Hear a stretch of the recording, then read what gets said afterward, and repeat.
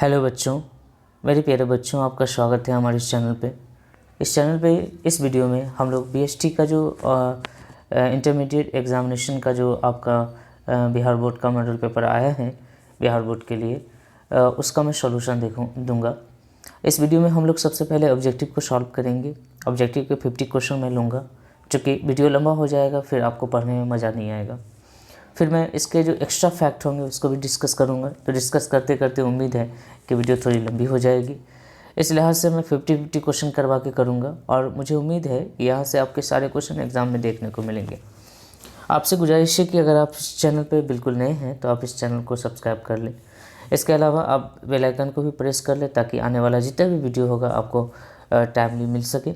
इसके अलावा हमारी जो प्लेलिस्ट बने हुए हैं उसे आप ज़रूर सर्च करो, वहाँ देखो कि आपके यूज के लिए कितने वीडियो डले हुए हैं, उसे आप देखो, आपके एग्ज़ाम में बहुत मदद करेगा।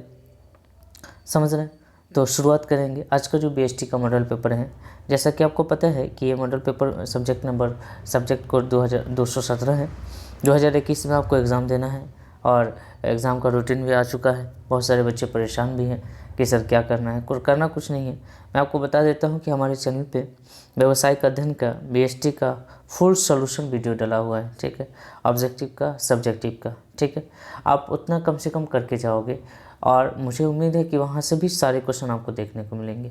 बीएसटी नहीं, ईपीएस, अकाउंट के प्रैक्टिकल, अकाउंट के objective, Hindi medium, English medium, सबके डले हैं। अब बस हमारे चैनल का प्लेलिस्ट है, उसे ज़रूर चेक करो। ठीक है, तो मेरे प्यारे बच्चों, आइए शुरुआत करते हैं। उम्मीद है कि यहाँ से आपको बहुत मदद मिलेगी और समझने में भी आसानी होगी। ये कुछ गाइडलाइन है, वो आप पढ़ लेना अपने से, आपके सामने आएगा। ठीक है, तो 100 मार्क्स के ये क्वेश्चन है प्यारे बच्चों। बस इतना मैं बता देता हूँ कि 100 क्वेश्चन आपके एग्ज़ाम में इस बार रहेंगे, उसमें से आपको मात्र 50 क्वेश्चन का सॉल्यूशन देना है। मतलब कुछ बच्चे इसमें से ज़्यादा रन देंगे, टिक आउट कर देंगे, वो गलती बिल्कुल मत करना। आप सबसे पहले एक पेंसिल से, एक पेन से आप ये बना लेना क्वेश्चन को, और उसमें से सेलेक्ट कर लेना कि मुझे ये 50 क्वेश्चन 100% याद है, तो तभी उसी क्वेश्चन को आप टिक आउट करना। ठीक है, या उसका रन करना, उसका गोला लगाना। ठीक है ना मेरे प्यारे बच्चों, आपको ये बात हमारी समझ में आ रही होगी। चलें, पहला क्वेश्चन लेता हूँ मैं। प्रबंध की सामाजिक उत्तरदायित्व की प्रकृति लागू होता है। मैं आपको बता देता हूँ कि जो विक्रेता होता है वो समाज का एक अंग होता है, और इसकी ये जिम्मेदारी है कि वो समाज को ठगे ना।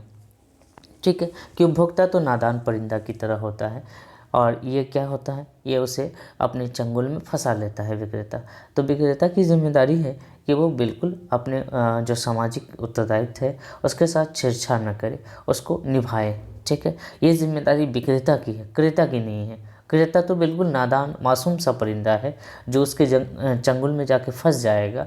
बस उसकी जिम्मेदारी है, विक्रेता की जिम्मेदारी है कि वो उतना ही उससे पैसा ले जिस तरीके का उसका सामान है। ठीक है, मतलब ये है कि विक्रेता अपनी सावधानी से विक्रय विभाग को करे, बिजनेस करे, है ना। अगर आप विक्रेता हैं, अगर आप गलत करते हैं तो इसका मतलब समाज के साथ गलत कर रहे हैं। ठीक है, तो यह मेरे प्यारे बच्चों याद रखना कि प्रबंध की व सामाजिक उत्तरदायित्व की प्रकृति विक्रेता की सावधानी के नियम पे लागू होता है। ठीक है, तो अब याद रहेगा।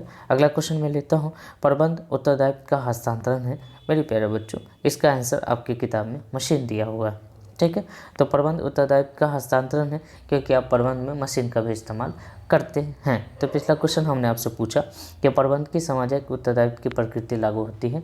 तो प्रबंध की सामाजिक उत्तरदायित्व की जो प्रकृति लागू होती है, मैनेजमेंट कहाँ काम करता है, तो जो ऑर्गेनाइजेशन होता है, जो बिजनेस होता है, उसमें मैनेजमेंट का रोल बहुत बड़ा है। ठीक है, बहुत बड़ी जिम्मेदारी है मैनेजमेंट। तो जो विक्रेता है उसके साथ मैनेजमेंट की बहुत बड़ी जिम्मेदारी है। ठीक है ना। एक बात मुझे बताओ, सपोज कर लो एक पेन आप खरीदते हो, तो पेन कैसे खरीदते हो? आपके पास 3 रुपया है, 2 रुपया है, 5 रुपया है, ले जाकर देते हो दुकानदार को, और वहाँ से पेन लेकर चले आते हो, आप यूज करने लगते हो। मेरे प्यारे बच्चों, ये बात मुझे बताना। लेकिन वही 3 रुपया का पेन बनाने के लिए विक्रेता को समझना, सोचने का प्रयास करना, विक्रेता को कितनी काम करने पड़े होंगे। ठीक है, कितने एम्प्लॉय रखने पड़े होंगे, कितना बड़ा बड़ा मशीन लगाना पड़ा होगा, कितना पैसा इन्वेस्ट करना पड़ा होगा। मेरी बात समझ रहे हो? तो विक्रेता प्रबंध का सीधा कंसल्ट है। अगर वो मैनेजमेंट ठीक से नहीं करेगा, अपनी मैनेजमेंट की उत्तरदायित्व जिम्मेदारी को नहीं निभाएगा, तो उसका बिजनेस तो चलने से रहा। ठीक है, मेरी बात समझ। तो प्रबंध का सामाजिक उत्तरदायित्व विक्रेता की सावधानी के नियम पर लागू होता है। मेरे प्यारे बच्चों, अगला क्वेश्चन जो मैंने आपको जस्ट आपको पढ़ाया कि प्रबंध उत्तरदायित्व का हस्तांतरण है क्योंकि इसमें मशीन शामिल है। प्यारे बच्चों, जब मुझसे पढ़ोगे तो आपको समझ में आएगा कि सर किस तरीके से पढ़ाते हैं। मैं हर क्वेश्चन को रिपीट करता हूँ, ठीक है। मेरा मानना है कि जितना पढ़ो उतना अच्छे से पढ़ो, ठीक है, उतना याद रखो, ठीक है। आगे बढ़े, अगला क्वेश्चन है जॉर्ज और टेरी। मेरे प्यारे बच्चों, मैं इसका एक ट्रिक बताता हूँ। यहाँ देखना आर लिखा है ना, आर से हमारा बन गया 4, ठीक है। अब यहाँ से क्वेश्चन पूछेगा अगर कोई कुंडज ओडोनेल के अनुसार, ठीक है, तो अब वहाँ पे 5 लगाना, ठीक है, क्योंकि इसमें 4 नहीं, ओडोनेल के अनुसार वहाँ पे 5 लगाना, क्योंकि इसमें आर है इसलिए ये 4 है, ठीक है। अब याद रहेगा प्यारे बच्चों, जॉर्ज और टेरी के अनुसार प्रबंध के कितने कार्य हैं? 4 कार्य हैं, ठीक है। तो पिछला क्वेश्चन हमने आपसे पूछा कि प्रबंध का उत्तरदायित्व का हस्तांतरण है क्योंकि इसमें मशीन शामिल है। अगला क्वेश्चन हमने आपसे पूछा है कि जॉर्ज और टेरी के अनुसार प्रबंध के कितने कार्य हैं, तो अब बताना कि इसमें 4 कार्य हैं। आगे बढ़ते हैं, नीति निर्धारण करने का काम किसका होता है? तो भाई मेरे आपको पता है कि जो ऊपर लेवल के लोग होते हैं, जो अपर लेवल के लोग होते हैं, जो टॉप लेवल के लोग होते हैं, उनका काम नीति निर्धारण करने का है, ठीक है जी। आगे बढ़ें, तो पिछला क्वेश्चन हमने आपसे पूछा कि जॉर्ज और टेरी के अनुसार प्रबंध के कितने कार्य हैं, फटाक से लगा देना आर 4। ये उम्मीद है, 100% उम्मीद है हमें कि ये क्वेश्चन पूछ लिया जाएगा आपसे, ठीक है। और ये भी मुझे उम्मीद है कि 100 क्वेश्चन इनफ है आपकी तैयारी के लिए, ठीक है। आप कम से कम अगर इसमें करके आओगे तो 45 to 50% तो 45 से 50 तक आपके आंसर ऐसे इजीली आ जाएंगे, ठीक है। घबराना नहीं, जितना पढ़ना ना उसको 100% अच्छे से याद करके जाना। इस बार के पेपर आपके बहुत ईजी आएंगे, टेंशन मत लेना, ठीक है। आगे है नीति निर्धारण करने का काम, आपने पढ़ लिया कि ये उच्च स्तरीय प्रबंधक का है, ठीक है। जो पॉलिसी फॉर्मुलेशन का काम होता है वो टॉप लेवल मैनेजर का होता है, ठीक है ना बड़े प्यारे बच्चों। वैज्ञानिक प्रबंध का जन्मदाता कौन है? तो जैसा कि आपको पता है कि वैज्ञानिक प्रबंध का जन्मदाता FW टेलर है और इसने वैज्ञानिक प्रबंध की स्थापना, वैज्ञानिक प्रबंध जो इसने दिया 1913 में दिया। कहाँ दिया? 1913 में दिया, याद रखना। वैज्ञानिक प्रबंध का जन्मदाता कौन है? FW Taylor. Father of scientific management आपसे पूछेगा तो क्या बताना? FW टेलर, ठीक है। पिछला क्वेश्चन हमने आपसे पूछा कि नीति निर्धारण करने का काम किसका है? उच्च स्तरीय प्रबंधक का कार्य है, ठीक है। इस तरह का डिस्कशन शायद ही आपको मिले, इसलिए आपसे गुजारिश है कि आप हमारे चैनल से जुड़े रहें, ठीक है। चले, वैज्ञानिक प्रबंध का जन्मदाता कौन है भाई? तो वैज्ञानिक प्रबंध का जन्मदाता FW टेलर है, जैसा कि अभी मैंने आपको बताया है, ठीक है। आगे बढ़ते हैं, 6ठा क्वेश्चन लेता हूं मैं। जैसे देखिए यहाँ क्वेश्चन पूछ दिया कि वैज्ञानिक प्रबंध कब प्रारंभ हुई, तो भाई 1913 में प्रारंभ हुई, ठीक है। तो पिछला क्वेश्चन हमने आपसे पूछा कि वैज्ञानिक प्रबंध का who was the father of scientific management, तो FW टेलर, ठीक है। साइंटिफिक मैनेजमेंट के पिताजी, पप्पा जी कौन है? FW टेलर है। प्यारे बच्चों, वैज्ञानिक प्रबंध आरंभ कब हुआ? तो 1913 में हुआ। अगला क्वेश्चन हम लेते हैं, हेनरी फेयल के 14 सिद्धांत, जैसा कि आपको पता है, ठीक है। तो पिछला क्वेश्चन हमने आपसे पूछा कि साइंटिफिक मैनेजमेंट कब इंट्रोड्यूस हुआ, तो भाई 1913 में हुआ। हेनरी फेयल ने प्रिंसिपल ऑफ मैनेजमेंट कितने दिए, ठीक है, तो 14 दिए। ये बहुत ही इजी क्वेश्चन है। अगला क्वेश्चन है तो भाई रास्ता ढूंढना, किसी काम के लिए रास्ता ढूंढना मतलब व्यवहार ढूंढना, ठीक है, कैसे कर पाएगा नहीं कर पाएगा, ठीक है। तो एक कार्य के निष्पादन के लिए प्रबंध को सर्वोत्तम रास्ता ढूंढना चाहिए। यह वैज्ञानिक प्रबंध का कौन सा कार्य है? तो भाई ये व्यवहारिक कार्य है, इसको याद रखना है कि यह व्यवहारिक है। तो पिछला क्वेश्चन हमने आपसे पूछा कि हेनरी फेयल, ध्यान से पढ़ना, हेनरी फेयल्स प्रिंसिपल ऑफ मैनेजमेंट 14, ठीक है। आप जब भी पढ़ाई करो तो ऐसे ही पढ़ाई करो, एक क्वेश्चन आगे बढ़ो तो फिर एक क्वेश्चन पीछे जाओ, ठीक है, ताकि आप फिर से उसको रिवीजन कर सको। रिवीजन बहुत ज़रूरी है, पढ़ाई से ज़्यादा ज़रूरी रिवीजन है, ठीक है। पढ़ाई से ज़्यादा ज़रूरी क्या है? रिवीजन है, याद रखना। जितना आप पढ़ते हो उतना रिवीजन भी करो। मेरी बात सुनो, पढ़ने में कितना मेहनत लगता है कि नहीं लगता है? बहुत मेहनत लगता है। तो हम अगर भूल जाते हैं तो इसका मतलब ये है कि हम अपनी मेहनत को बर्बाद कर दे रहे हैं, ठीक है। प्यारे बच्चों, आपको मेहनत बर्बाद नहीं करना है, आपको मेहनत को आबाद करना है। मेहनत आबाद कैसे होगी? तो मेहनत आबाद साल भर का मेहनत है। जितना मेहनत आपने किया बस उतना को रिवीजन करो, वो मेहनत आपका कामयाब हो जाएगा, ठीक है। मेरे प्यारे बच्चों समझना, आप 80% भी लाते हो तो भी फर्स्ट कहलाओगे, आप 75% भी लाते हो तो भी फर्स्ट कहलाओगे, ठीक है। आप 90% लाओगे तो भी फर्स्ट कहलाओगे। आपका मोटो होना चाहिए कि हम जो पढ़ते हैं हम सबकी तरह नहीं हो सकते हैं, ठीक है ना। हम सबकी तरह नहीं हो सकते, लेकिन हम जितना पढ़ेंगे हम अपना पूरा कोशिश देंगे, ठीक है। मेरे जितने मार्क्स आ जाए, लेकिन कोशिश ये रहेगी कि कम से कम 70% तो हमको आ ही जाएंगे, बहुत इजीली आ जाएंगे, टेंशन मत लेना, ठीक है। आगे बढ़े मेरे प्यारे बच्चों। तो हेनरी फेयल, जैसा कि मैंने आपसे क्वेश्चन पूछा कि वैज्ञानिक प्रबंध कब इंट्रोड्यूस हुआ 1913 में, याद हो गया होगा। हेनरी फोर्ड के प्रबंध के कितने सिद्धांत थे? 14 सिद्धांत थे प्यारे बच्चों।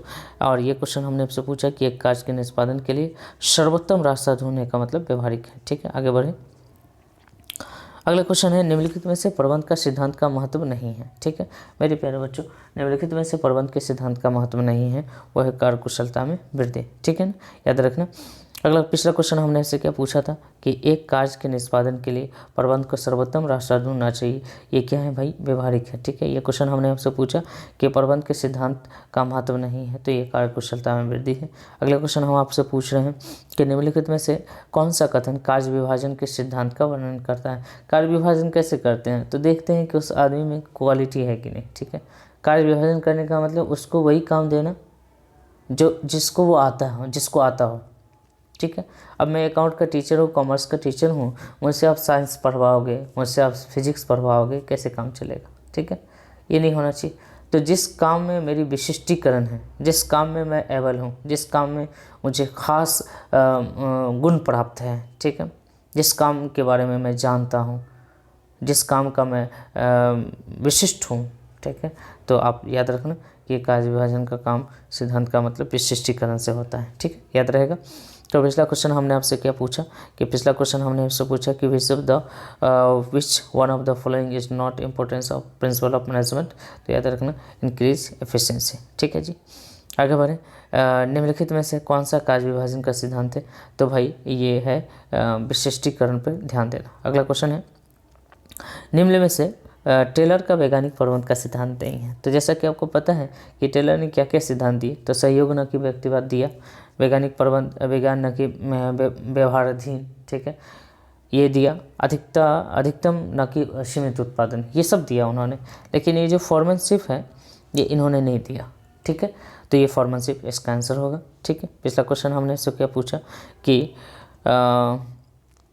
निम्नलिखित में से कार्य विभाजन का सिद्धांत का क्या वर्णन करता है?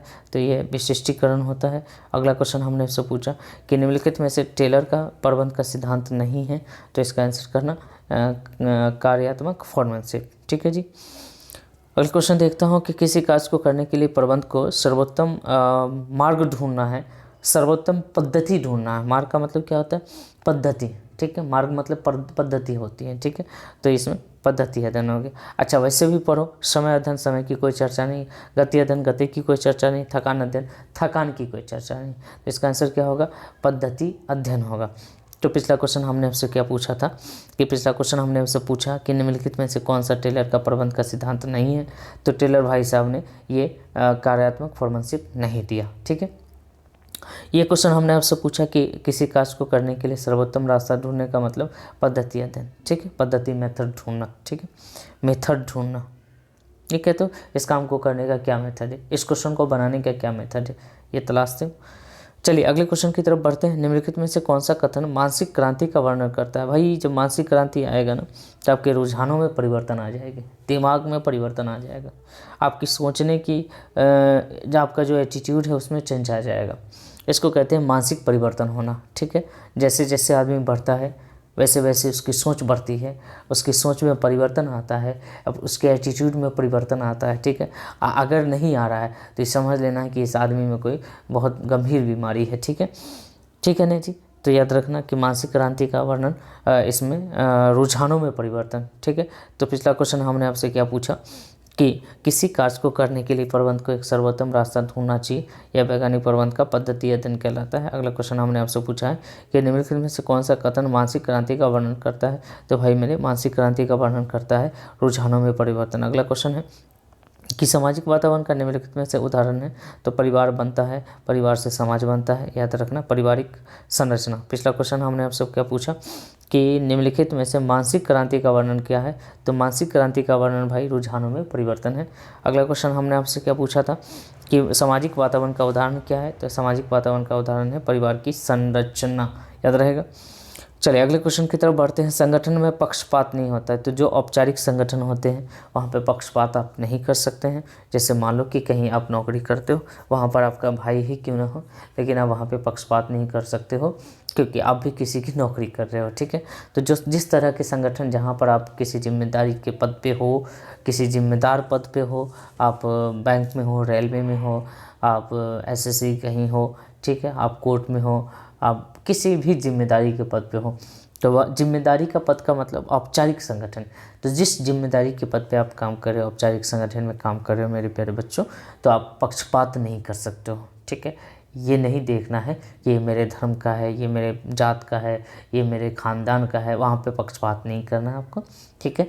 लेकिन अनौपचारिक संगठन वगैरह में पक्षपात होती है, बाकायदा होती है, ठीक है। तो संगठन में पक्षपात नहीं होता है, तो औपचारिक संगठन, इस बात को याद रखना। तो पिछला क्वेश्चन हमने आपसे पूछा था कि which of the following in an example of social environment, आपको याद रखना है कंपोजिशन ऑफ फैमिली।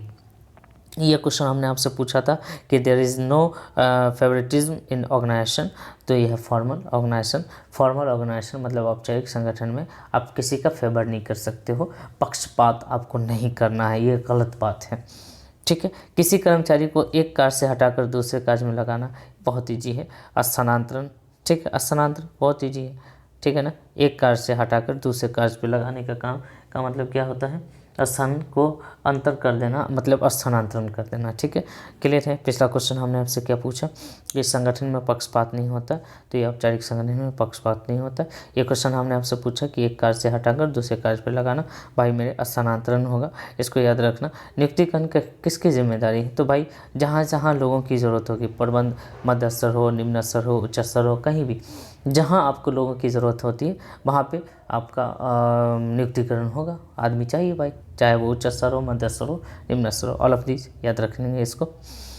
तो पिछला क्वेश्चन हमने आपसे क्या पूछा, किसी कर्मचारी को एक कार्य से हटाकर दूसरे कार्य पर लगाने का मतलब स्थानांतरण। ये क्वेश्चन हमने आपसे पूछा कि नियुक्तिकरण उत्तरदायित्व किसका है, तो भाई मेरे सबका उत्तरदायित्व है। अगला क्वेश्चन हम आपसे पूछ रहे हैं, प्रशिक्षण एक प्रक्रिया है, तो प्रशिक्षण तो लगातार चलता रहता है, ठीक है। प्रशिक्षण लगातार चलता रहता है, क्योंकि जब जब लोगों को ज़रूरत पड़ती है उसे ट्रेंड किया जाता है, ठीक है। आगे बढ़े। तो पिछला क्वेश्चन हमने आपसे क्या पूछा कि नियुक्तिकरण उत्तरदायित्व है किसका, तो भाई मैंने सबका, ठीक है।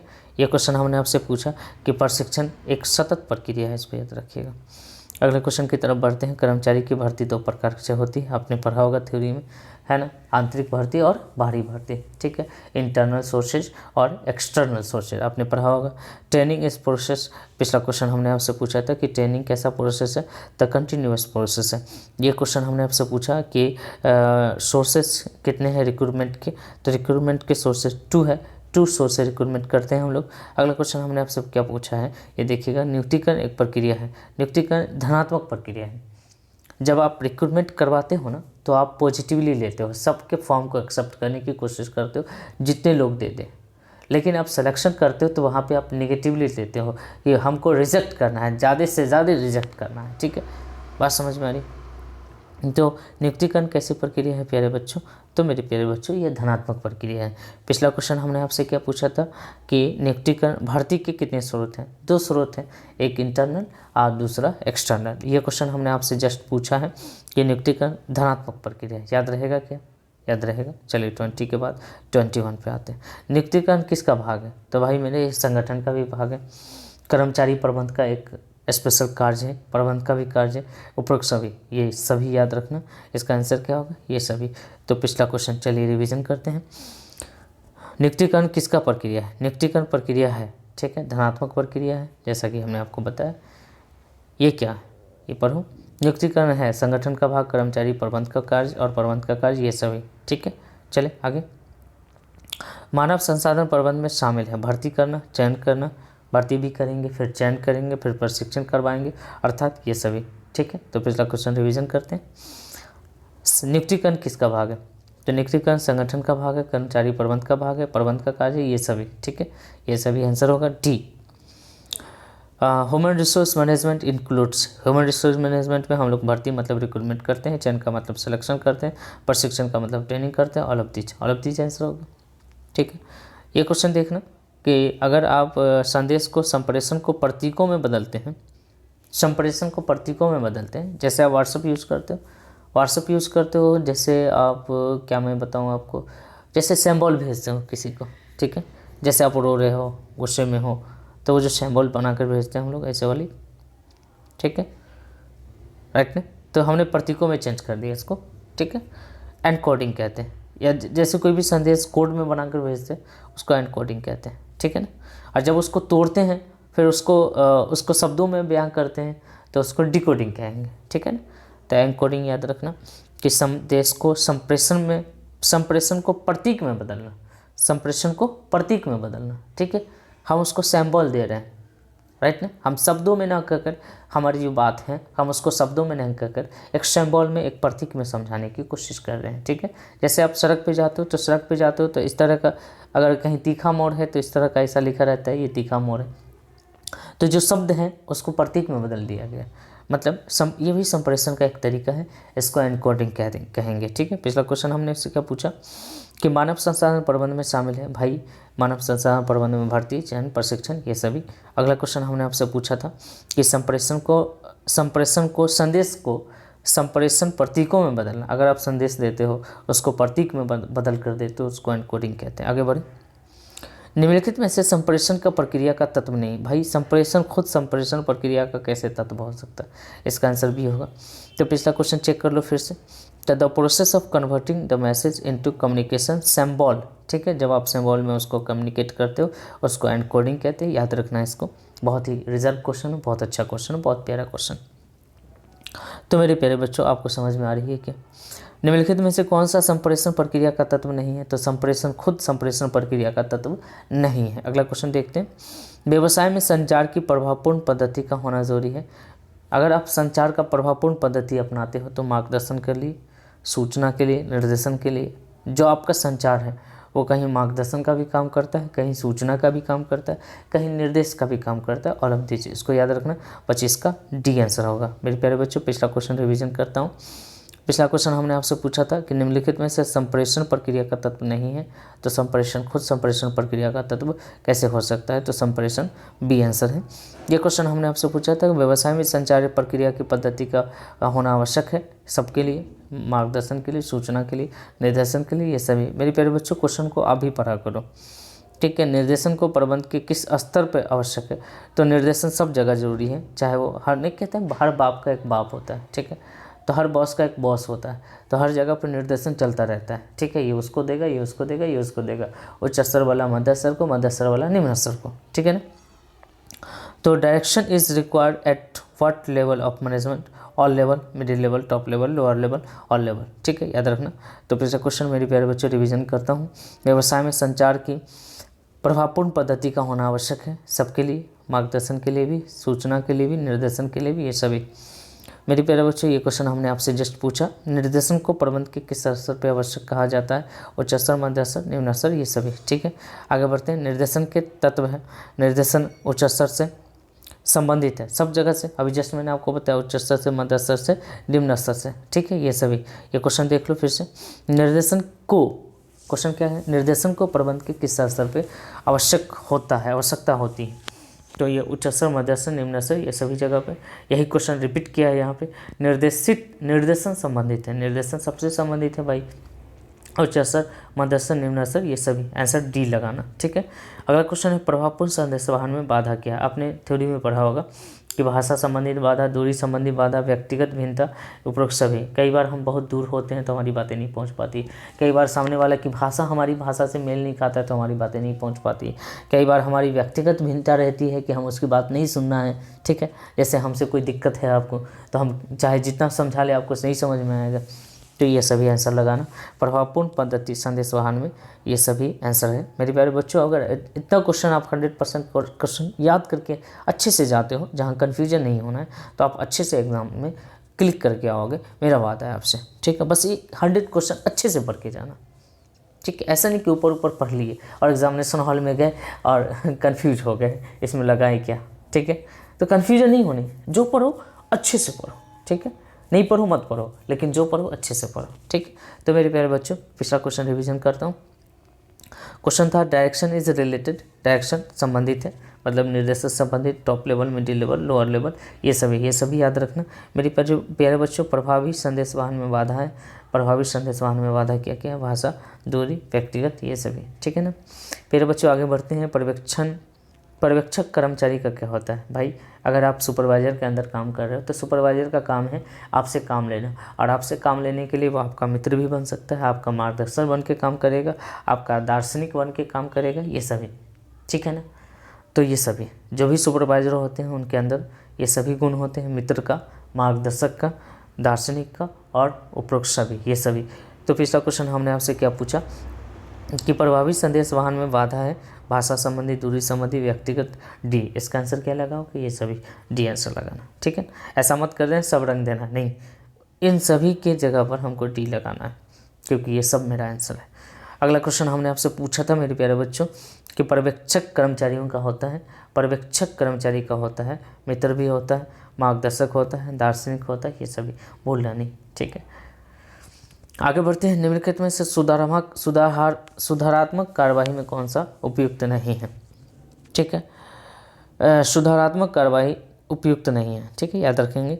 तो विनियोग केंद्र, लाभ का केंद्र, लागत केंद्र, तो ये होगा एंडोस्टिक केंद्र जो होता है वो आपका सुधारात्मक कार्यवाही का उपयुक्त नहीं है, ठीक है, इसको याद रखना, ठीक है ना। स्पेशली इसको याद रखना कि ये जो है एंडोस्टिक केंद्र जो है वो सुधारात्मक कार्रवाई में उपयुक्त नहीं है, ठीक है, तो इसका आंसर भी होगा। अगला पिछला क्वेश्चन हम रिवीजन करते हैं कि पर्यवेक्षक कर्मचारी का होता है, पर्यवेक्षक कर्मचारी का मित्र होता है, मार्गदर्शक, दार्शनिक, ये सभी होता है। अगला क्वेश्चन हमने आपसे पूछा कि निम्नलिखित में से सुधारात्मक कार्रवाई में उपयुक्त नहीं है, तो इसको याद रखना, एंडोस्टिक केंद्र, ठीक है। अगला क्वेश्चन देखते हैं। बजटीय नियंत्रण के लिए तैयार करना जरूरी है, बजट तैयार करना जरूरी है। अब बजटीय नियंत्रण करेंगे बजट ही नहीं होगा, भोज खिला रहे भोज ही नहीं है, क्या फ़ायदा, ठीक है। तो बजटीय नियंत्रण के लिए अब बजट तैयार करना बहुत ज़रूरी है। तो पिछला क्वेश्चन रिवीजन करता हूँ प्यारे बच्चों, ठीक है। ये है आपका निम्नलिखित में से सुधारात्मक कार्रवाई में कौन सा उपयुक्त नहीं है, तो ये है एंडोस्टिक केंद्र, ठीक है, इसको याद रखना। आगे बढ़ें, पिछला क्वेश्चन क्लियर। अगले क्वेश्चन की तरफ बढ़ते हैं। ये क्वेश्चन हमने आपसे जस्ट पूछा है, बजटीय नियंत्रण के लिए तैयार करना आवश्यक है, तो भाई बजट तैयार करना बहुत ज़रूरी है। अगला क्वेश्चन है कि प्रबंध अंकेक्षण किसके निष्पादन पर निगरानी रखता है, तो जो प्रबंध अंकेक्षण है, जो ऑडिटिंग है, जो मैनेजमेंट ऑडिट है, ये कंपनी का प्रबंध देखता है। क्या देखता है? कंपनी का प्रबंध देखता है। इस क्वेश्चन में ही आंसर छुपा हुआ है मेरे प्यारे बच्चों, ठीक है। तो पिछला क्वेश्चन हमने आपसे पूछा कि बजटीय नियंत्रण के लिए तैयारी आवश्यक है, तो भाई बजट का तैयारी करना बहुत ज़रूरी है। अगला क्वेश्चन हमने आपसे पूछा कि प्रबंध अंकेक्षण के निष्पादन पर निगरानी रखने का कार्य किसका है, तो भाई कंपनी का प्रबंध। नेक्स्ट क्वेश्चन की तरफ बढ़ते हैं। एक कंपनी का नियंत्रण करना कार्य है, तो जब आप कंट्रोल करते हैं ना तो आप देखते हैं कि क्या तय किया था और क्या हो रहा है, मतलब आप पीछे भी देख रहे हैं क्या तय किया था और क्या होना है, ठीक है। तो आगे के साथ साथ पीछे भी देखना ज़रूरी है जब आप नियंत्रण करते हैं। तो मेरे प्यारे बच्चों, पिछला क्वेश्चन हम रिवीजन करते हैं। पिछला क्वेश्चन हमने हमसे पूछा कि प्रबंध अंकेक्षण किसके निष्पादन पर निगरानी रखने का काम करता है, तो कंपनी का प्रबंध। ये क्वेश्चन हमने आपसे पूछा है कि एक संगठन का नियंत्रण करने का काम, नियंत्रण का कार्य क्या है, आगे भी देखना पीछे भी देखना, मतलब आगे के साथ साथ पीछे देखना। इसका आंसर सी लगाना, भूलना नहीं, ठीक है। आगे बढ़ते हैं। एक प्रभावी नियंत्रण तंत्र सहायक होता है, तो एक प्रभावी नियंत्रण तंत्र अगर आप अच्छे से नियंत्रण करते हो, कंट्रोलिंग अच्छे से करते हो, वेल कंट्रोल रखते हो, तो संगठन का लक्ष्य भी अच्छे से काम करेगा, मनोदशा भी ठीक ठाक रहेगी, और आपने जो तय किया है, आपका जो टारगेट है वो भी यथार्थ रूप में काम करता रहेगा, मतलब ये सभी। तो एक प्रभावपूर्ण नियंत्रण तंत्र में सहायक होता है ये सभी, ठीक है। अच्छा, 90% आपका आंसर अगर ऑल ऑफ दिस दिया हुआ है तो ऑल ऑफ दिस ही होगा, ठीक है ना। अगर आपको कन्फ्यूजन कहीं हो जाए तो ऑल ऑफ दीज लगा देना, टेंशन मत लेना, ठीक है। तो ये क्वेश्चन, पिछला क्वेश्चन रिवीजन करता हूँ। एक संगठन का नियंत्रण है, नियंत्रण का जो कार्य है वो आगे के साथ साथ पीछे भी देखना है ना मेरे प्यारे बच्चों। अगर आपको अच्छा लग रहा है तो मेरा हौसला बढ़ाना। अब कमेंट्स बॉक्स में दे चेक करूँगा कि मेरे कितने बच्चों ने मेरा हौसला बढ़ाया है, मेरे कितने प्यारे प्यारे बच्चों ने मुझे संदेश दिया है कि सर आप बहुत अच्छा काम कर रहे हो, बहुत अच्छा पढ़ाते हो, मुझे इसी तरह की पढ़ाई की ज़रूरत है। तो बताना, मैं आपके लिए और मेहनत करने की कोशिश करूँगा। अगर आप नहीं बताओगे फिर मैं कैसे बनाऊँगा, ठीक है। बहुत सारे बच्चे रिक्वेस्ट करते हैं तो फिर मेरे अंदर भी जिज्ञासा होती है, मेरे अंदर भी एक मोटिवेशन होता है। मैं भी एक इंसान हूँ, मेरे अंदर भी मोटिवेशन होता है कि नहीं भाई, अगर आप बहुत मेहनत इधर कर रहे हो तो इस पर भी कुछ ना कुछ काम करो, अपने बच्चों के लिए कुछ करो, ठीक है, अच्छे से करो। मेरा कोशिश ये रहती है कि मैं जो भी काम करूँ बहुत अच्छे से करके दूँ, ठीक है। एक प्रभावी नियंत्रण तंत्र सहायक होता है मेरे प्यारे बच्चों, अभी हमने आपको बताया ये सब है, ठीक है ना। आगे बढ़ता हूँ अगले क्वेश्चन की तरफ। नियंत्रण संबंधित है तो नियंत्रण का मतलब आपको क्या देखना है, आपका रिजल्ट क्या आ रहा है, ठीक है। आपके पिताजी भी कहते हैं रिजल्ट आने दो फिर मैं बताऊंगा मतलब नियंत्रण करूंगा तुम पे, ठीक है। जो गलती कर रहे हो सब सुधार दूंगा, रिजल्ट आने दो भाई। तो नियंत्रण मतलब कंट्रोल करना, मतलब सुधारना, मतलब रिजल्ट आना, ठीक है। तो पिछला क्वेश्चन प्यारे बच्चों रिवीजन करता हूँ। एक प्रभावी नियंत्रण तंत्र सहायक होता है, एक प्रभावी नियंत्रण तंत्र सहायक होता है, ये सभी सबके लिए जरूरी है। ये क्वेश्चन मैं लेता हूँ कि नियंत्रण संबंधित है भाई परिणाम से, रिजल्ट आने दो भाई। याद रखना, पिताजी की जो लठ पड़ेगी ना वो याद रखना, ठीक है ना। तो रिजल्ट लाने हैं, रिजल्ट लाने के लिए अच्छे से पढ़ना है भाई, और जितना पढ़ना है बहुत अच्छे से पढ़ना है, ठीक है। बहुत टेंशन नहीं ले, बहुत बड़ा सिलेबस है नहीं।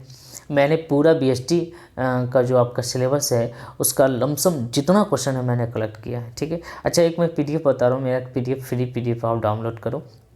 आप टेलीग्राम चैनल ज्वाइन करो, वहाँ से कॉमर्स कुंज सर्च करो।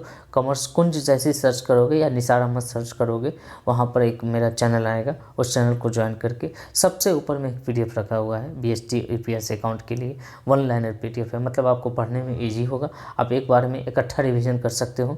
आप उसे ज़रूर देख लो, एक बार से देख लो उसे, ठीक है। उसमें पूछे गए सारे क्वेश्चन हैं जो एग्जाम में पूछे गए हैं बार बार, ठीक है। वो भी है, चैप्टर वाइज भी है, बेहतरीन पीडीएफ है वो, आप ज़रूर पढ़ो उसे, ठीक है। फिर आपको समझ में आएगी हमारी मेहनत कितनी सकारात्मक है, कितनी कारगर है, राइट ना। आगे बढ़े तो नियंत्रण संबंधित है भाई परिणाम से, इसको भूलना नहीं। आगे बढ़ते हैं। बजट अल्पकालीन और दीर्घकालीन आवश्यकता के लिए जरूरी है वित्तीय बजट। वित्तीय बजट दीर्घकालीन भी होता है और अल्पकालीन होता है। मेरे प्यारे बच्चों, पिछला क्वेश्चन हमने आपसे पूछा कि नियंत्रण तत्व है परिणाम से संबंधित है। ये क्वेश्चन हमने आपसे पूछा कि बजट अल्पकालीन और दीर्घकालीन आवश्यकताओं के लिए होता है, वित्तीय बजट होता है। आंसर सी लगाना। बजट प्रबंधकीय क्रियाओं का क्या है, बजट प्रबंधकीय क्रियाओं का क्या है, तो याद रखना मेरे प्यारे बच्चों, बजट प्रबंधकीय क्रियाओं का क्या है।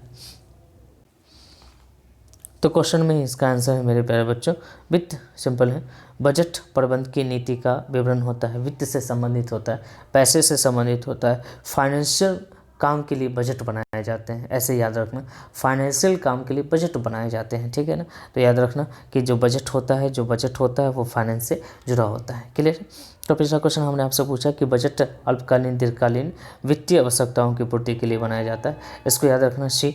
यही क्वेश्चन हमने आपको रिपीट करके बताया है कि बजट प्रबंध की नीति का विवरण है, वित्त से संबंधित है, मतलब फाइनेंस से संबंधित है। अगला क्वेश्चन, बजटीय नियंत्रण प्रबंध का क्या है, बजटीय नियंत्रण प्रबंध का क्या है भाई मेरे। तो बजटीय नियंत्रण प्रबंध का एक इसका ये देखते हैं, हाँ सब्स्टिट्यूट है, स्थानापन्न है। मतलब बजटीय नियंत्रण प्रबंध का एक क्या है, स्थानापन्न है। मतलब इसकी जगह पर, प्रबंध की जगह पर अगर बजटीय नियंत्रण भी बजटीय नियंत्रण प्रबंध का भाग नहीं है, अच्छा बजटीय नियंत्रण प्रबंध का स्थानापन्न नहीं है, सब्स्टिट्यूट नहीं है, मैं इसके जगह पर इसको यूज नहीं कर सकता हूँ, ठीक है। बजटीय नियंत्रण एक अलग चीज़ है, प्रबंध एक अलग चीज़ है, मैनेजमेंट के अंदर बजटीय नियंत्रण आता है, इसलिए हम लोग सब्स्टिट्यूट के तौर पे इसको नहीं ले सकते हैं। इसलिए याद रखना है कि फंक्शन ऑफ पार्ट, ठीक है, फंक्शन है, पार्ट है, लेकिन सब्स्टिट्यूट नहीं है, स्थानापन्न नहीं है। तो इसका आंसर क्या होगा, राइट आंसर सी लगाना मेरे प्यारे बच्चों। पिछला क्वेश्चन हमने आपसे पूछा है कि बजट प्रबंध की नीति का है, वित्त से संबंधित है। देख लेना, बजट है तो बजट का मतलब फाइनेंस, फाइनेंस का मतलब पैसा, पैसा से जुड़ा हुआ काम बजट कहलाता है, ठीक है ना। आगे बढ़े मेरे प्यारे बच्चों, ये क्वेश्चन आपके सामने है, बजटीय नियंत्रण प्रबंध का सब्स्टिट्यूट नहीं है, स्थानापन्न नहीं है। मतलब ये नहीं है कि आप जो है चाय की जगह पर आप ब्रेड खा लो तो चाय जैसा आपको टेस्ट आएगा, बिल्कुल नहीं है, ठीक है। ये दोनों अलग अलग चीज़ें हैं, हाँ दोनों का सहयोग ज़रूरी है लेकिन दोनों अलग अलग चीज़ें हैं, इसको याद रखना। आगे बढ़ते हैं 39। व्यावसायिक उपकरण में नियंत्रण की आवश्यकता होती है। 5 मिनट कंट्रोल बहुत ज़रूरी है और रेगुलर होता रहना चाहिए, ठीक है, नहीं तो आदमी बिगड़ जाता है, काम बिगड़ जाता है, और जब बहुत बिगड़ जाएगा तो बहुत दिक्कत होगा, उसको सुधारना मुश्किल हो जाएगा। तो इसका आंसर, राइट आंसर लगाना 39 का डी। पिछला क्वेश्चन हमने आपसे पूछा प्यारे बच्चों कि बजट कंट्रोल जो है पार्ट ऑफ मैनेजमेंट, सब्स्टिट्यूट नहीं है ये, इसको याद रखना, यह स्थानापन्न नहीं है, ठीक है। अगला क्वेश्चन हमने आपसे पूछा था कि व्यावसायिक उपकरण में नियंत्रण की आवश्यकता होती है। प्यारे बच्चों, नियंत्रण होती है, निरंतर होती है, इसका आंसर डी लगाना। अगला क्वेश्चन है, नियंत्रण प्रबंध के कार्य का बहुत आवश्यक कार्य है, याद रखना, ठीक है, बहुत आवश्यक कार्य है, इसको याद रखना प्यारे बच्चों, है ना। तो नियंत्रण प्रबंध के कार्य का आवश्यक कार्य है, इसको याद रखना है। पिछला क्वेश्चन हमने आपसे पूछा था कि व्यावसायिक के उपकरण में नियंत्रण की आवश्यकता होती है, तो नियंत्रण की आवश्यकता होती है प्यारे बच्चों, निरंतर होती है, नियंत्रण की आवश्यकता निरंतर होती है, ठीक है। ये क्वेश्चन हमने आपसे पूछा कि नियंत्रण प्रबंध के कार्य का आवश्यक कार्य है, इसको याद रखना। अगला क्वेश्चन की तरफ बढ़ते हैं। नियंत्रण क्रिया है, पीछे देखना आगे देखना दोनों, इसका आंसर सी लगाना। तो ये पिछला क्वेश्चन हमने आपसे क्या पूछा कि नियंत्रण प्रबंध के कार्य का आवश्यक कार्य है, इसको याद रखना। अगला क्वेश्चन हमने आपसे क्या पूछा, नियंत्रण क्रिया आगे देखना और पीछे देखना दोनों है। अगला क्वेश्चन हम देखते हैं कि नियोजन एवं नियंत्रण एक दूसरे के क्या है, पूरक है। ये तो थ्योरी में आपने पढ़ा होगा, नियंत्रण और नियोजन और नियंत्रण एक सिक्के के दो पहलू हैं, ठीक है, इसलिए ये एक दूसरे के पूरक हैं, ठीक है ना। ये क्वेश्चन हम देखते हैं, नियंत्रण क्रिया है, नियंत्रण क्रिया आगे देखना और पीछे देखना दोनों, ये सभी है। ये क्वेश्चन पीछे भी था कि आगे के साथ साथ पीछे भी देखना, हमारा आंसर होगा नियंत्रण क्रिया है, आगे के साथ साथ पीछे देखना, ठीक है। नियोजन एक नियोजन एवं नियंत्रण पहलू है, किसका है, पूरक पहलू है प्यारे बच्चों। अगला क्वेश्चन है, संगठन कार्य नहीं करता, संगठन कार्य नहीं करता, ठीक है, तो संगठन कार्य नहीं करता है, नियंत्रण का, प्रबंधक का, ये दोनों, ये सभी, इनमें से कोई नहीं, क्या आंसर होना चाहिए। तो प्यारे बच्चों, नियंत्रण भाई ये तो कार्य करता है, नियंत्रण का भी, संगठन कार्य जो है, संगठन का जो कार्य है वो प्रबंध का भी कार्य करता है, और ठीक है, इसका आंसर नन ऑफ दिस होना चाहिए। नन ऑफ दिस देख लेना, एक बार किताब से मिला लेना इस क्वेश्चन को, ठीक है, नन ऑफ दिस आंसर होगा हमारे ख्याल से। आगे बढ़ते हैं। तो पिछला क्वेश्चन हमने आपसे पूछा कि नियोजन नियंत्रण का पूरक है, ठीक है, तो ये 3 नंबर क्वेश्चन। अब थोड़ा बुक से मिलाना, देखना इस बुक में आंसर है क्या, अगर है तो ठीक है, मुझे सेंड करना कमेंट्स बॉक्स में, ठीक है। तो 43 आपके भरोसे भी है, और हमारे ख्याल से इसका आंसर डी होना चाहिए। प्रभावी नियंत्रण क्या है, प्रभावी नियंत्रण भाई, प्रभावी नियंत्रण कैसा होना चाहिए, तो गत्यात्मक होना चाहिए, गतिशील होना चाहिए, ऐसा नियंत्रण दो कि वो गति में काम करे, तीर छोड़ सही निशाने पर लगना चाहिए, ठीक है ना, तो ये गत्यात्मक कहेंगे। स्थिर तो नहीं होगा, जहाँ स्थिर होगा वहाँ गत्यात्मक, गति कैसे होगा, तो ये नहीं होगा, और ये सभी भी आंसर में दिया हुआ है, तो आप चेक कर लेना, ये स्थिर अपोजिट है ना भाई, स्थिर जहाँ होगा वहाँ गति कैसे होगा, दोनों में से कोई एक ही होगा, और जब दोनों में से कोई एक होगा तो मेरा ऑल ऑफ दीज कैसे हो सकता है, ठीक है, तो ये ऑप्शन तो ऐसे ही हटा देना। तो इसका आंसर क्या होगा, गतिशील, ठीक है, तो याद रखना प्रभावी नियंत्रण गत्यात्मक होता है, मतलब गतिशील होता है। पिछला क्वेश्चन हमने आपसे पूछा कि संगठन कार्य नहीं करता है, तो संगठन इनमें से कोई नहीं होगा। और ये क्वेश्चन हमने आपसे पूछा कि प्रभावी नियंत्रण है, प्रभावी नियंत्रण गतिशील होता है। अगला क्वेश्चन हम देखते हैं, पूंजी ढांचा निर्णय क्यों महत्वपूर्ण है। पूंजी ढांचा निर्णय बहुत ज़्यादा महत्वपूर्ण है, क्योंकि पूंजीगत लागत का हमको पता चले, चूँकि आप जानते हैं कि पूंजी ढांचा पूंजीगत लागत को प्रभावित करता है, इसलिए हमारे लिए बहुत ज़रूरी है कि हम तय करें कि हमारे पास शेयर और डिवेंचर, मतलब हमारा जो स्वामित्व पूंजी है, हमारा जो ऋण पूंजी है, उसके बीच में क्या अनुपात होगा, ये आप तय कर लें। अंशों का बाजार मूल्य भी इससे प्रभावित होता है, मतलब सी होगा, ये दोनों, ए और बी दोनों, आंसर लगाना सी। पिछला क्वेश्चन हमने आपसे क्या पूछा कि इफेक्टिव कंट्रोलिंग इज डायनेमिक, ठीक है, मतलब गतिशील होना चाहिए। आगे बढ़ते हैं, पूंजी ढांचा निर्णय क्यों महत्वपूर्ण है, क्योंकि इससे पूंजी लागत प्रभावित होता है, अंशों का बाजार मूल्य प्रभावित होता है, मतलब ये सी, आंसर क्या लगाना सी, ठीक है। आगे बढ़ते हैं कि कार्यशील पूंजी का नियंत्रण निर्धारक है। कार्यशील पूंजी का निर्धारक का मतलब कार्यशील पूंजी किस किस तत्व से प्रभावित होता है, कार्यशील पूंजी का निर्धारक का मतलब किस किस तत्व से प्रभावित होता है। तो कार्यशील पूंजी संस्था के आकार पर निर्भर करता है, कार्यशील पूंजी निर्माण प्रक्रिया की अवधि पर निर्भर करता है, कार्यशील पूंजी कच्चे माल की उपलब्धता पर निर्भर करता है, मतलब ये सभी इसका आंसर क्या लगाना है, ये सभी डी, ऑल ऑफ दीज। इसका आंसर क्या होगा, ऑल ऑफ दीज। कार्यशील पूंजी निर्धारक है, मतलब कार्यशील पूंजी का निर्धारक क्या क्या है, कार्यशील पूंजी किस पर डिपेंड करता है, किसके अनुसार निर्धारित किया जाता है, तो जो संस्था का आकार होता है उसके अकॉर्डिंग, निर्माण प्रक्रिया की अवधि के अकॉर्डिंग, कच्चे माल की उपलब्धता, ये सभी। ठीक है, तो पिछला क्वेश्चन हमने आपसे पूछा कि पूंजी ढांचा निर्णय क्यों महत्वपूर्ण है, तो पूंजी ढांचा निर्णय महत्वपूर्ण है ये दोनों के लिए, मतलब इसका आंसर सी होगा। पूंजीगत लागत प्रभावित होता है इसीलिए, और अंशों का बाजार मूल्य प्रभावित होता है, ये दोनों। ठीक है, आंसर लगाना सी। ये क्वेश्चन हमने आपसे पूछा कि कार्यशील पूंजी का निर्धारक कौन कौन है, तो आपको याद रखना कार्यशील पूंजी का निर्धारक है ऑप्शन ए संस्था का आकार, ऑप्शन बी निर्माण प्रक्रिया की अवधि, ऑप्शन सी कच्चे माल की उपलब्धता, ऑप्शन डी ये सभी। ठीक है, तो याद रखना इसका आंसर ये सभी डी। ठीक है ना, अगला क्वेश्चन देखते हैं। बोनस निर्णय के निर्धारक है, बोनस निर्णय के निर्धारक है लाभ की मात्रा, कोषों की तरलता, कंपनी की आयु। इसका आंसर सही लगाना सी। ठीक है, डी लगाना सबके लिए बहुत ज़रूरी है। तो पिछला क्वेश्चन हमने आपसे पूछा कि जो कच्चा माल है, जो आपका वर्किंग कैपिटल है, वो आप डिपेंड करता है किस पर, तो संस्था की आकार पे, निर्माण प्रक्रिया की अवधि पर, कच्चे माल की उपलब्धता पे, ये सभी पर। तो इसका आंसर डी लगाना, क्योंकि इसमें डी में लिखा हुआ है उपरोक्त सभी। ये क्वेश्चन हमने आपसे पूछा कि बोनस निर्णय के निर्धारक है लाभों की मात्रा, कोषों में तरलता, कंपनी की आयु, ये सभी। तो amount of profit, liquidity of funds, age of company, all of this. ठीक है, डी लगाना। निम्नलिखित में से कौन सा समता पर व्यापार का प्रकार है, तो समता पे व्यापार के दो प्रकार होते हैं, एक अल्प समता, एक उच्च समता, तो इसका आंसर सी होगा। ठीक है, तो पिछला क्वेश्चन रिवीजन कर दूं क्या, चलो रिवीजन कर देता हूँ। बोनस निर्णय के निर्धारक है, तो बोनस निर्णय के निर्धारक लाभों की मात्रा, कोषों में तरलता, कंपनी का आयु, ये सभी। इसका आंसर डी लगाना। ये क्वेश्चन भी देख लो, निम्नलिखित में से कौन सा समता पे व्यापार का प्रकार है, तो याद रखना मेरे प्यारे बच्चों, समता पे व्यापार का प्रकार क्या क्या है, तो ये है आपका अल्प समता और उच्च समता, मतलब ये सभी सी। अगले क्वेश्चन की तरफ बढ़ते हैं। बैंक अधिविकर्ष की सुविधा होती है, देखते हो व्यवसायियों को सुविधा दी जाती है चालू खातों पर। ठीक है, आप देखना आपका बचत खाता खुला है क्या, आपका सेविंग खाता खुला होगा, क्या आपको मिलता है, क्या आप 5,000 की जगह पे 10,000 निकाल सकते हो, नहीं निकाल सकते हो। जो चालू खाता होता है जनरली व्यवसायियों को दी जाती है, तो इस पर जो है अधिविकर्ष की सुविधा होती है, आप चाहो तो अपने यूज के लिए पैसा निकाल सकते हो। तो पिछला क्वेश्चन हमने आपसे पूछा कि निम्नलिखित में से समता पे व्यापार का प्रकार क्या है, तो ये अल्प समता, उच्च समता, मतलब ये सी, ये सभी आंसर होगा। ए और बी दोनों आंसर सही है, राइट आंसर है।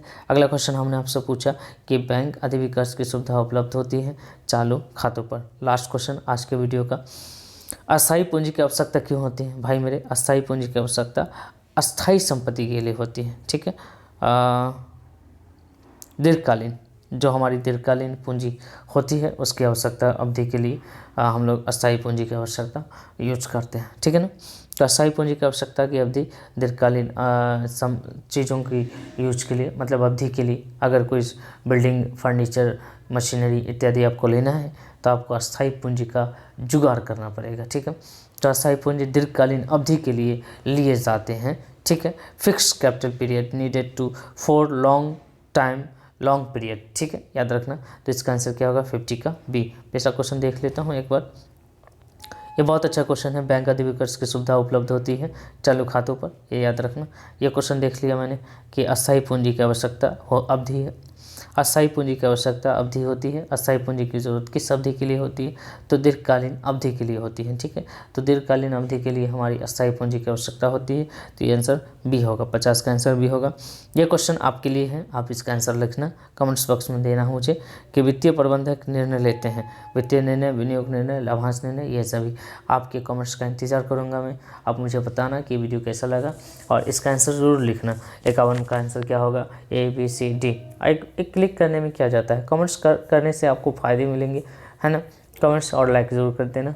अब बताना मुझे कि मैं सेकंड वीडियो कब तक लेकर आऊँ और कितना ज़रूरी है आपके लिए। ठीक है, आपके लिए ज़रूरी होगा तभी तो मैं करूँगा। ठीक है ना, आप मुझे बताओगे कि सर मेरे लिए बहुत ज़रूरी है, ये फ्री वीडियो सब आपको प्रोवाइड किया जा रहा है। ठीक है, इसके लिए आप न जाने कितने पैसे खर्च कर देते हो पढ़ने के लिए, यहाँ से फ्री मिल रहा है, आपको डिस्कशन मिल रहा है और समझने का आप भरपूर प्रयास मैं कर रहा हूँ। ठीक है ना, ठीक है, बात समझ में आ रही। तो ये इस क्वेश्चन का आंसर मैं सारे बच्चे, जितने भी बच्चे मुझे देख रहे हैं, जितने भी बच्चे मुझे सुन रहे हैं, आप तमाम बच्चों से मेरी गुजारिश है कि इस क्वेश्चन का आंसर 51 नंबर क्वेश्चन का आंसर आप लिखो, कमेंट्स बॉक्स में लिख कर बताओ, मुझे बताओ कि वित्तीय प्रबंधक निर्णय लेते हैं, वित्तीय निर्णय, विनियोग निर्णय, लाभांश निर्णय, ये सभी। तो मेरे प्यारे बच्चों, आपसे इजाज़त चाहता हूँ, मिलता हूँ नेक्स्ट पार्ट में, नेक्स्ट वीडियो में। उम्मीद है आपको ये वीडियो बहुत अच्छा लगा होगा और अपने दोस्तों के साथ शेयर कर देना। Bye bye, take care.